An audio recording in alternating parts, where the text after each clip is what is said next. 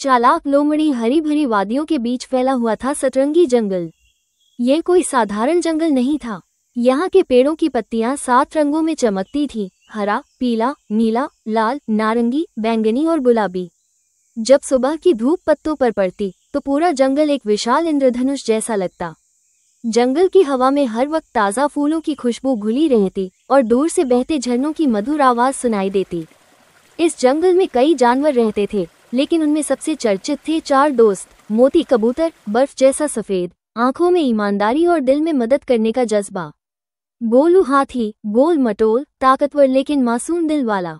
चिक्की तोता, रंग बिरंगे पंखों वाला, जिसे बातें और गॉसिप करने का शौक। काला लोमड़ी, चालाक, होशियार लेकिन लालची। एक साल बारिश बहुत कम हुई, तालाब सूखने लगे, पेड़ों पर फल कम लगने लगे और जमीन पर बिखरे दाने मोती जैसे कीमती लगने लगे। जंगल के राजा शेर सिंह ने गहरी चिंता में सबको सभा में बुलाया। शेर सिंह गंभीर आवाज में, दोस्तों, इस बार का मौसम कठिन है। अगर हम खाने का सही बंटवारा नहीं करेंगे तो कई जीव भूखे रह जाएंगे। मोती कबूतर, महाराज, मेरे पास जो भी दाने हैं मैं सबके साथ बांट दूंगा। गोलू हाथी, मेरे केले भी सबके लिए हैं, बस मुझे बता दो किसको कितने देने हैं। चिक्की तोता, मैं तो रोज खबरें लाकर सबको बताऊंगा ताकि कोई भूखा ना रहे। सिवाय एक के, काला लोमड़ी। सभा खत्म होते ही काला ने एक तिरछी मुस्कान दी और मन ही मन सोचा, ये सब बेवकूफ़ हैं। मैं सबका अनाज धीरे धीरे चुरा लूँगा और अगले साल जंगल का सबसे बड़ा व्यापारी बन जाऊँगा। उस रात जब सब सो गए, काला चुपके से गोलू के केले वाले ढेर तक पहुंचा। 4 केले उठाए, धीरे धीरे अपने गुप्त ठिकाने पर ले गया और छुपा दिया। फिर वो मोती के दाने चुराने पहुंचा। हर बार वो बस थोड़ा थोड़ा लेता ताकि किसी को पता न चले। कुछ दिन बाद गोलू ने देखा, अरे, मेरे केले तो पहले से कम हो गए। तुमने ही खा लिए होंगे गोलू। गोलू हंसकर टाल गया, लेकिन मोती ने भी नोटिस किया कि उसके दाने कम हो रहे हैं। दोनों ने सोचा शायद हवा उड़ाकर ले गई होगी या चूहे खा गए होंगे। लेकिन असल में काला रोज थोड़ा थोड़ा जमा कर रहा था और उसका ठिकाना धीरे धीरे खाने का पहाड़ बन गया था। एक शाम काला अपने ठिकाने पर बैठा, चोरी के दाने और केले खा रहा था। वो खुद से बोला, वाह काला, तू तो जंगल का बादशाह बनने वाला है। ये सब तो तुझे देखेंगे और जलेंगे। उसे ये नहीं पता था कि लालच का पेट कभी नहीं भरता।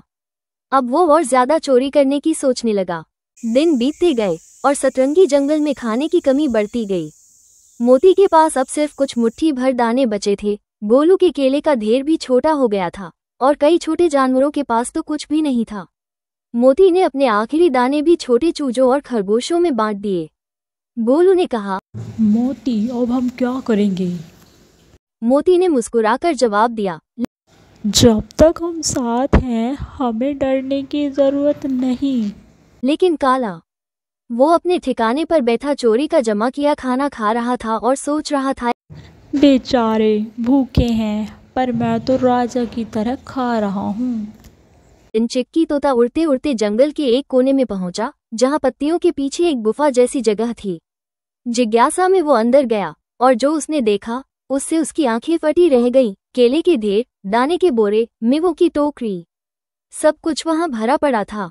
चिक्की हैरान होकर तभी, अरे, ये तो सबका खाना है और ये यहाँ कैसे आया? भी उसे केले के छिलकों के पास लोमड़ी के पिंजों के निशान दिखे। चिक्की समझ गया, ये काला का काम है। अगली सुबह चिक्की ने शेर सिंह को सब बताया। राजा ने पूरे जंगल को बुलाया और काला को भी बुलवाया।